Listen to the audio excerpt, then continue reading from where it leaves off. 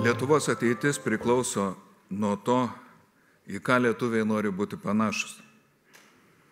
Apaštalas Paulius siūlė apsivilkti naujų žmogumi. Nusivilkus sovietinį žmogų, mums reikėjo apsivilkti naują žmogų. Paulius žinojo, kokį žmogų reikia apsivilkti. Panašų į Dievo sūnų ir augantį dvasiškai. Posovietinis lietuvis tapo buržujumi. Karlo Markso pastebėjimu, cituoju Marksą, subankrutavęs pirklys griebėsi skelbti Evangeliją, o praturtėjęs Evangelijos skelbėjas imasi prekybos sandėrių. Norint sukurti tautą ir išlaikyti valstybę, būtinai reikia atsakyti klausimą, į ką mes norime būti panašus.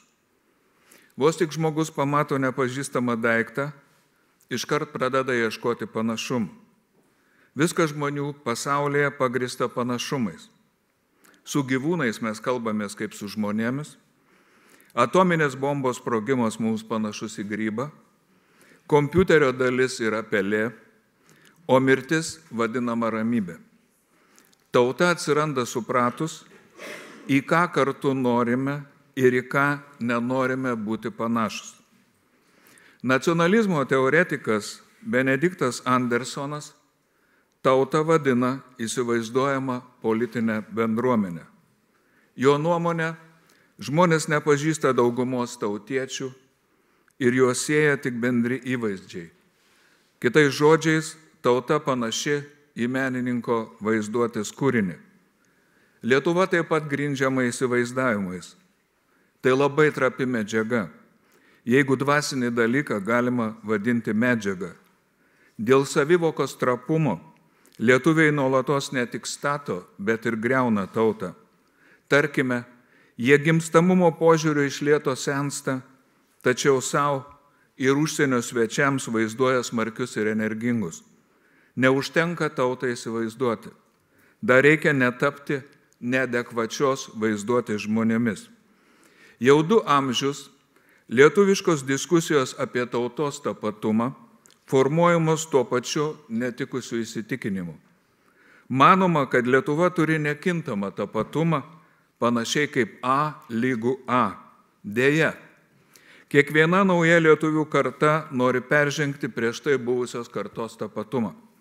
Lietuvos tapatumas ilgesnėje laiko perspektyvoje sudarytas iš skirtumų, prieštaravimų ir nesutarimų.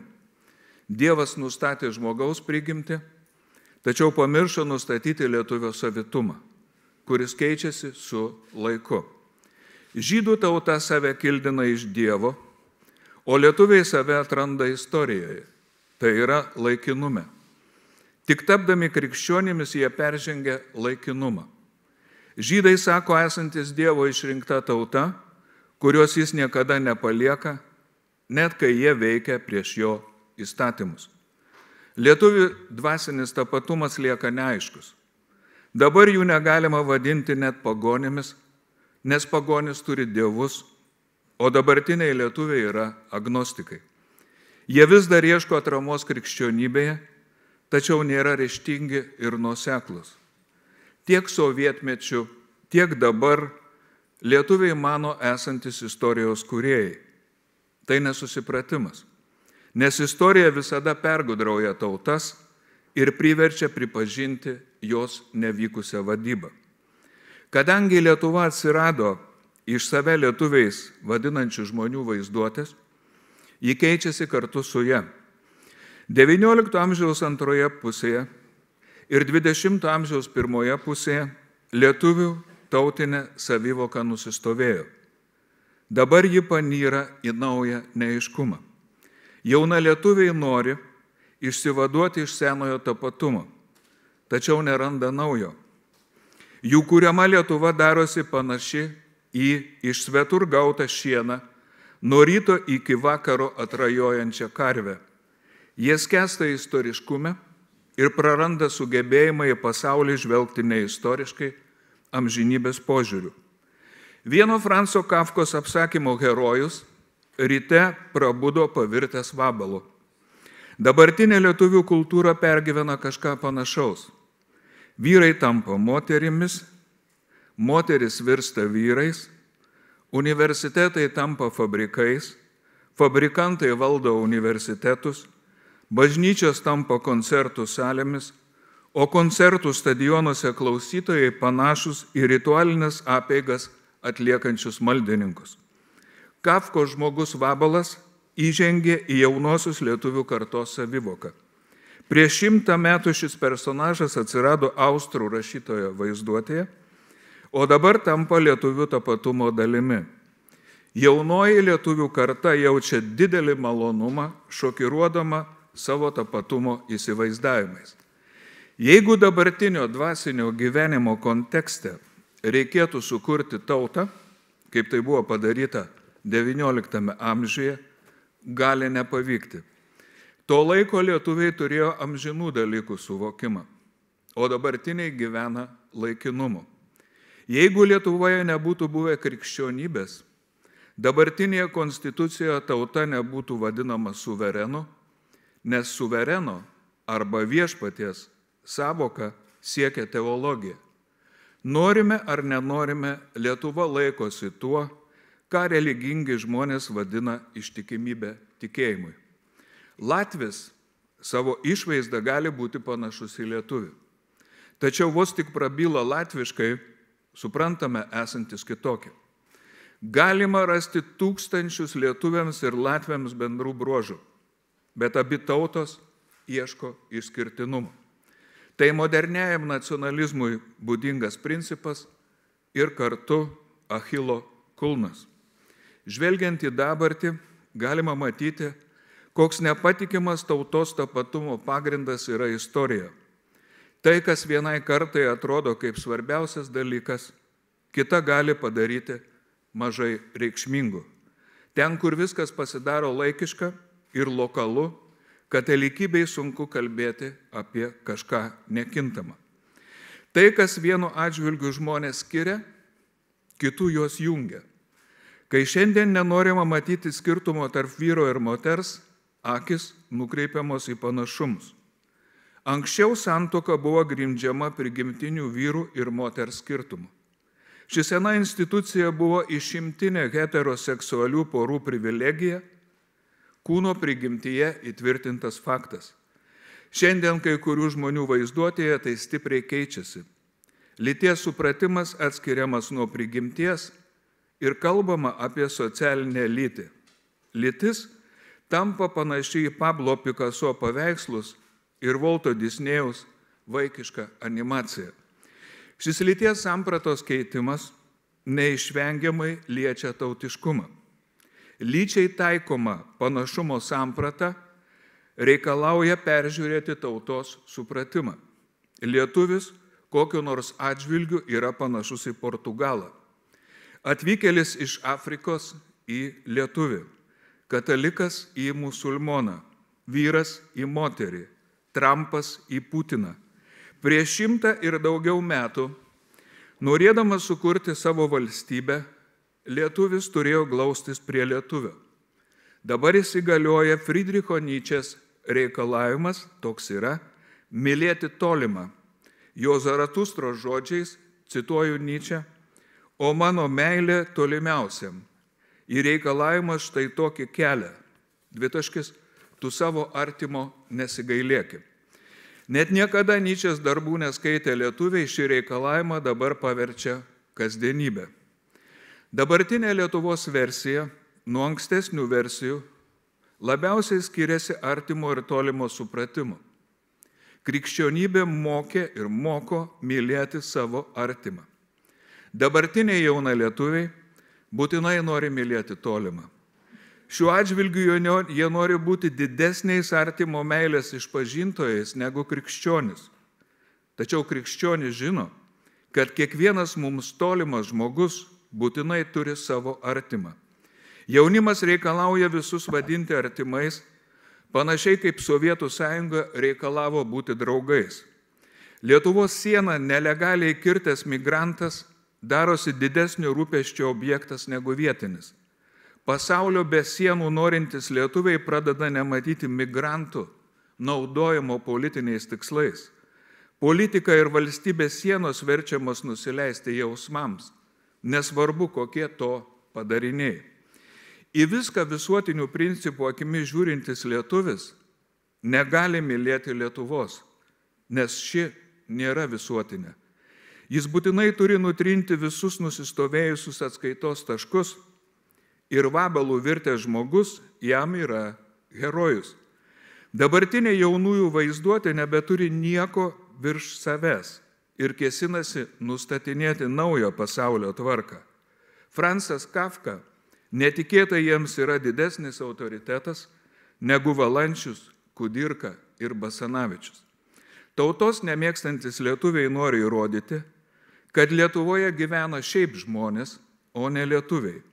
Jie siūlo užmiršti lietuvius nuo kitų tautų skiriančius bruožus ir tapti niekatrosios giminės žmonėmis. Į ankstesnius tautos tapatumo ženklus dabar pradedama žiūrėti susvetimėjusiamis akimis. Daugiau negu 600 metų lietuviams artima katalikybė padaroma tolima, o katalikų kritikuotas lupikavimas ir skolinimas su palūkanomis tampa artimas. Modernėje Lietuvą sukūręs nacionalizmas šiandien darosi panašus į savo uodegą ryjančią gyvatę uroborą. Nacionalistai žadėjo naują kilnią kultūrą, tačiau iš tikrųjų padaugėjo cinizmo. Jie įgyvendino visuotinio švietimo revoliuciją, tačiau apsišvietę žmonės netapo doresni. Šiandien pagrindiniu tampa klausimas, ar įmanoma sugadinti šio save ryjančios gyvatės apetitą. Tai tolygų klausimui, kaip iš pašėlusios vaizduotės įmanoma sugrįžti į tikrovę, kaip Don Kichotų tapusią tautą atpratinti nuo kovos su jos išsigalvotais vėjo malūnais. Norint sugrįžti į realybę, pirmiausia reikia pripažinti, kad tam tikri dalykai nepriklauso nuo vaizduotės. Kiekvienam iš mūsų šeima yra arčiau valstybės. Bendrapiliečiai arčiau atvykėlių iš svetur. Katalikai Lietuvoje arčiau budistų. Bendradarbiai arčiau gatvės praeivių. O mūsų vaikas arčiau jo klasiokų. Žmonės negali be artimo ir tolimo suvokimo. Buvimas namuose skiriasi nuo apsilankimo svečiuose, tėviškė nuo šiaip pravažiuotos vietovės, o tėvynė nuo gražiausių vaizdų. Tauta neišvengiamai paklūsta artimo ir tolimo logikai.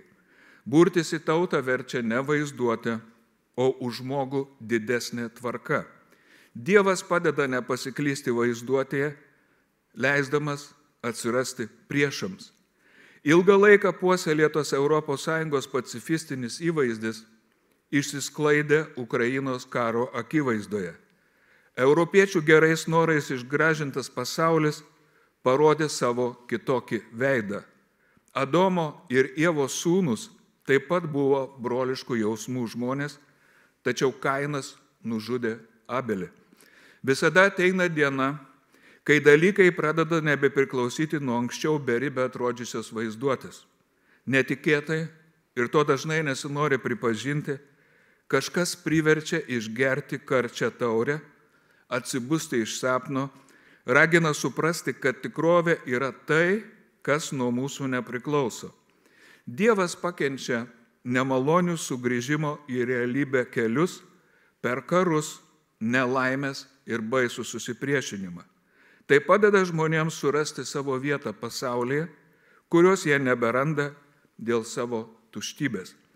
Nacionalizmas turi neabejotinai gėdingų puslapių, tačiau į juos nesusiveda. Be nacionalizmo nebūtų dabartinės Lietuvos, demokratijos ir Europos Sąjungos. Be tautinio nėra tarptautinio. Šeima, valstybė ir bažnyčia turi gėdingų puslapių, tačiau dėl to jų neatsisakoma. Tai tinka ir tautai. Jono Pauliaus II žodžiais, cituoju, tauta ir valstybė išlieka nepakeičiamos tikrovės. Citatos pabaiga. Popiežius sako, kad tauta įrašyta į žmogaus prigimtį ir yra natūrali, tačiau ne kaip gamtos objektas. Nepripažinus tautos natūralumo žmogui, Lietuva kaip mitologinė gyvatė Uroboras gali save visiškai praryti. Kai zuikis gimsta su viena koja, tai nėra vien tik vaizduotės klaida. Ankstesni filosofai tai vadino gamtos klaida. Kai dabartinis jaunalietuvis įsivaizduoja esąs vabalas arba nekatrosios giminės atstovas, tai taip pat nėra vien tik vaizduotės klaida, bet liečia žmogaus prigimties suvokimą. Įsivaizduokite zuikį, kuris nebeskiria artimų ir tolimų, draugiškų ir pavojingų gyvūnų. Tai galioja ir orientacija dvasinėme pasaulyje praradusiems žmonėms. Tautai neužtenka būti į žmogų patenkančius įvykius atrajojančią karvę. Tautinė valstybė yra viena iš tikėjimo formų. Tikėjimas Dievu visada numato pojūčiais ir stebiniais nepasiekiamą tikrovę. Jeigu nebūtų ankstesnių kartų lietuvių tikėjimo Dievu, tauta būtų daug greičiau sunaikinta moderniojo reliatyvizmo. Šiandien valdo liberalai, rytoj konservatoriai, o poryt vabalai. Ten, kur viskas istoriška, tinka bet kas. Ir tai, ką pastato viena karta, kitos gali sugriauti. Lietuvių tauta nėra ta pati medinėms klumpėms, staltiesių raštams, dičkų kuliams ir krepšinio kamuoliui. Bet kuri pagarbos verta tauta turi daug didesnių pretenzijų. Krikščionių Dievas reikalauja šventumo. Dabartinio reliatyvizmo kontekste šis reikalavimas skamba kaip akibrokštas.